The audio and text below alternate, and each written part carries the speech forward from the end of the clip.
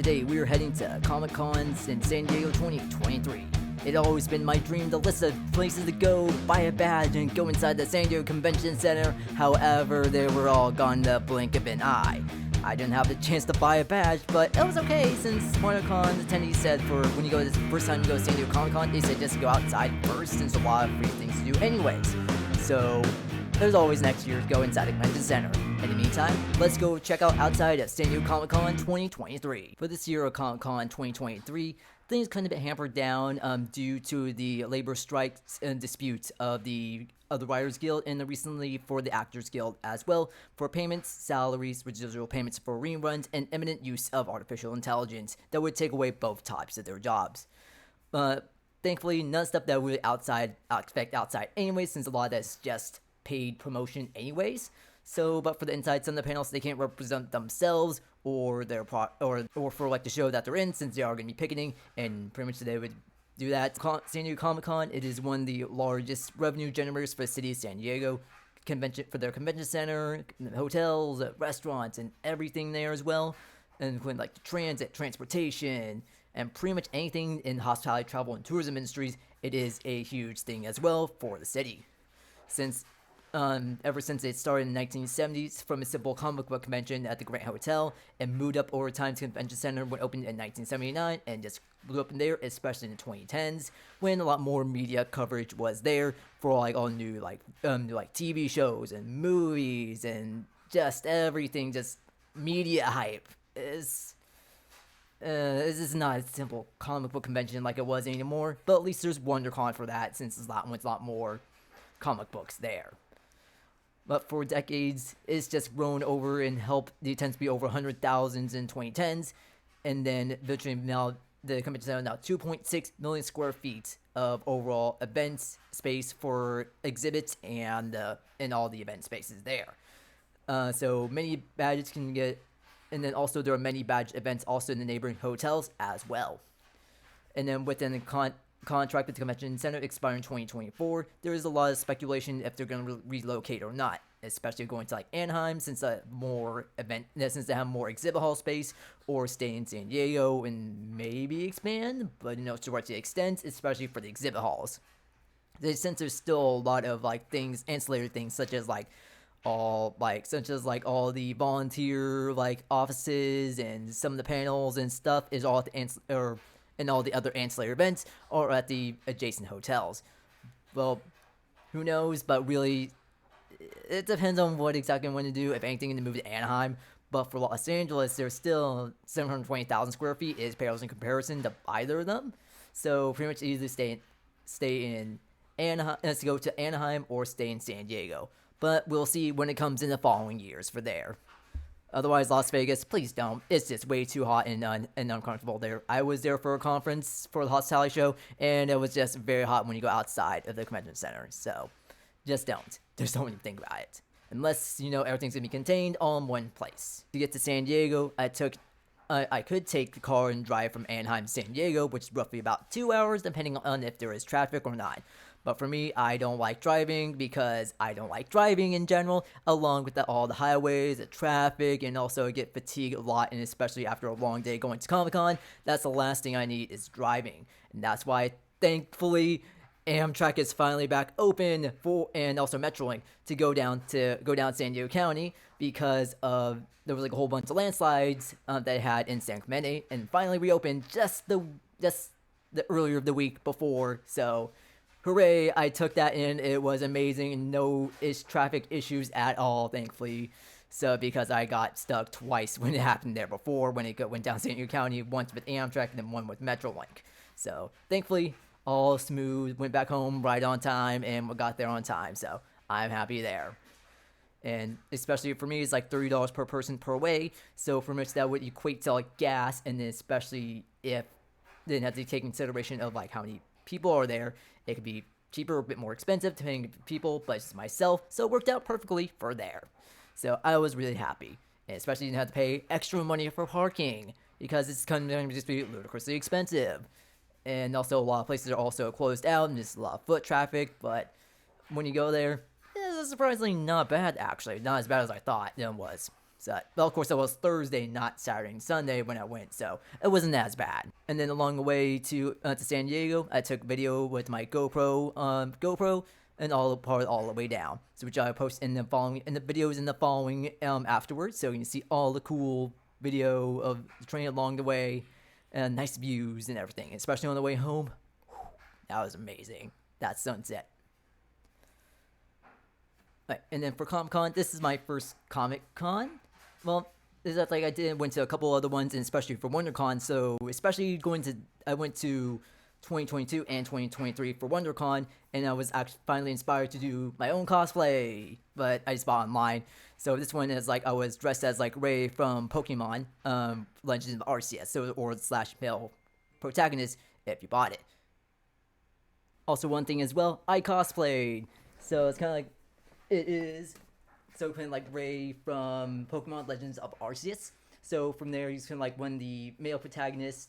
If you select him for to be the male player, or he can be like one of the Galaxy Team Corp members. So they're kind of like the hat and shirt, but the shirt that I got is like short sleeve because I know in general when I go to any the conventions, it's gonna be very hot. So it definitely helps for that there. And also have little Oshawa along as well.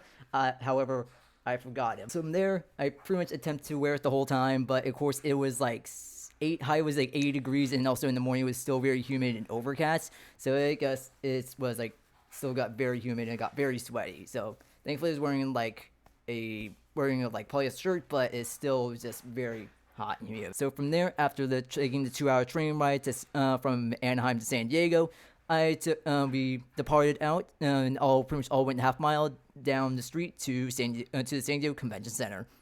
From there, it was already crowded. It was like 10:30, and it's like I didn't have a badge, so I just wanted to do all the free stuff that I was able to do, and there were plenty of stuff that you can do as well. So most stuff is just sponsored content, but it's free to do because that's the only way. Because to help once you watch your thing, watch the movie, watch the TV show, or at least create brand awareness that thing is happening. And especially there was like so many things that are happening there as well. So these things are called activations. Activations are everywhere, or which I call exhibits because they're like booths like in exhibit halls, except these are outside and open to the general public. Activations are the basis of all the outdoor fun, since they're free, since companies just want to advertise.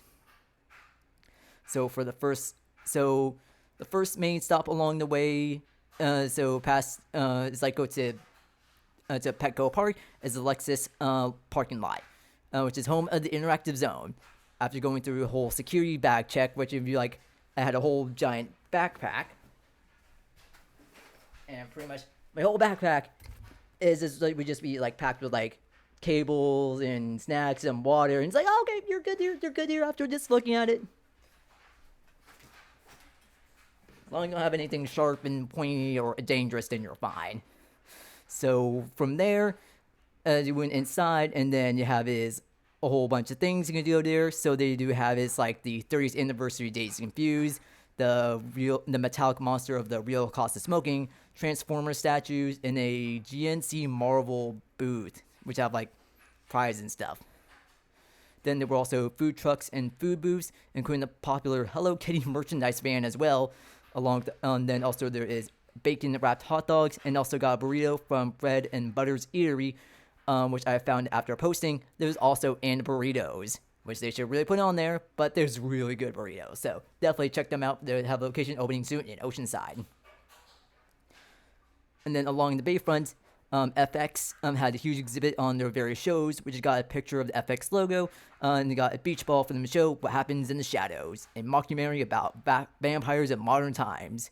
See, brand awareness. And then also down the way, there was also Fox and FX's lineup of animated mature comedy shows like Bob's Burgers, Archers, and the continuation of Futurama and more, which had a huge line for photo ops and also bags as well.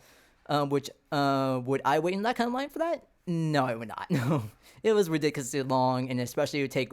One of the reasons why it would take so long because every single person would take a picture for the photo op. That's why it was so long because of that. So I'm not gonna go and wait in that line. And then also in the backside of the marquees was also exhibit for Dragon Ball Z, which is heavily advertised throughout the hotel. And also on the water, New Belgium Brewing also has their sailing ship for their Voodoo Ranger IPA, and even IMDb even rented a boat. Then on the other side of Harbor Boulevard, from the convention center, there along the way, there is along Martin Luther King Jr. Promenade, which parallels trolley tracks and Harbor Boulevard. The Harbor Club condominiums has space on the first level for exhibits for Whatnot, a online shopping streaming platform, video game developer Namco Bandai for their Tekken fighting game, and Apple Plus for the upcoming show Camp Snoopy in 2024, which they even have is even s'mores. That's so cool. I definitely want to see Camp Snoopy. And then down the way on the way to the gas lamp, there is one exhibit for the That 70s Show 25th anniversary, including the original station wagon. And also they were showing clips from the show when Foreman and friends wanted to take the station wagon to Milwaukee. And also there was a thing for the Teenage Mutant Ninja Turtles, which had the exhibit for the Mutant Mayhem, and along with themed fingerboards. And also NBC Twisted Metal had a photo ops for their cars, and you get free ice cream too when you're there. And in the Gas Lamp District, there was a lot more there as well, such as Quantum Leap Cantina for NBC, that NBC took over for Baja Rick's Cantina, a Haunted Mansion pedicabs that look like the attraction Zoom Buggy at Disneyland, Paramount's The Lodge for photo ops and Nickelodeon shows iCarly and SpongeBob and more, and also my favorite pop-up is a famous donut bar in San Diego by Chef Santiago at P&G Hotel. I bought the donut from which my sister I got each for myself, and I was able to manage to put in my backpack as well.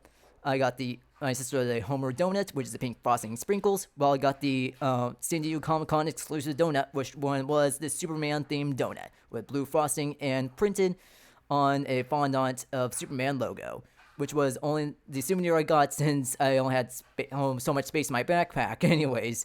And also, speaking of merchandise, and then also things I can do at the hotels. So pretty much a lot of ancillary events that are at the hotel that cannot hold in the exhibit or the event space that they have for all the meeting rooms and breakout rooms at the convention center.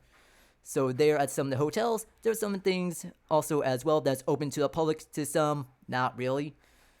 So there at the Manchester Grand Hyatt, was the art show, which you cannot take pictures of, but if you're there, you can bid on stuff from artists. So they have really cool stuff, but I want to bid on, but of course I am not an attendee, so you can just go visit, but it's only take pictures. And then also the Her Universe fashion show by Ashley Eckstein, along with a blood drive as well. And then for the Marriott, they have is mostly just all badge things as well, including merchandise sales, video games, board games, and everything else. All of that's ancillary events. That is pretty much mostly would be outside of the main event space anyways, of how much space it takes up for there. But all that is at the Marriott there. And then at the Hilton, it was also just for the Hilton and Omni, those are just more panels over there that they cannot fit at the convention center.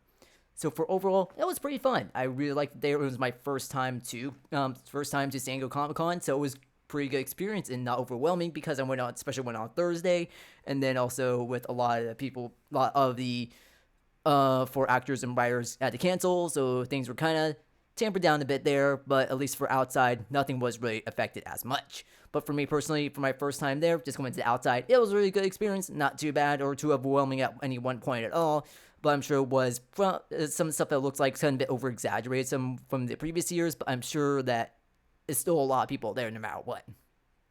But definitely I wanted to make sure to set a timer for next year to be on the nose to make sure you get there as well. So just make sure to set an alarm for everything to make sure you get the pass. But yeah, definitely. So thank you for watching. I'm Ansel. Thank you for watching Ansel Travel. And now time to relax. A nice sunset back to Anaheim.